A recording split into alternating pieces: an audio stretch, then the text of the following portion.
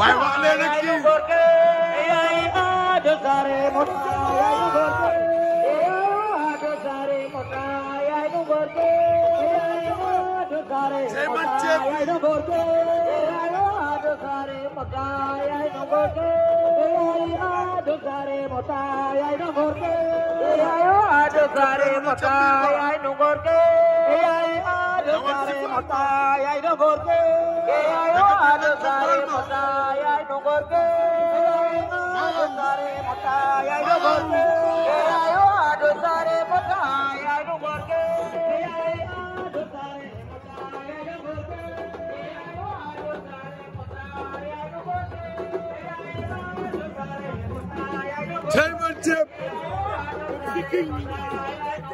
ceeb xaw ma dañoo bëgg a ceeb xaw ma lan la bëgg a def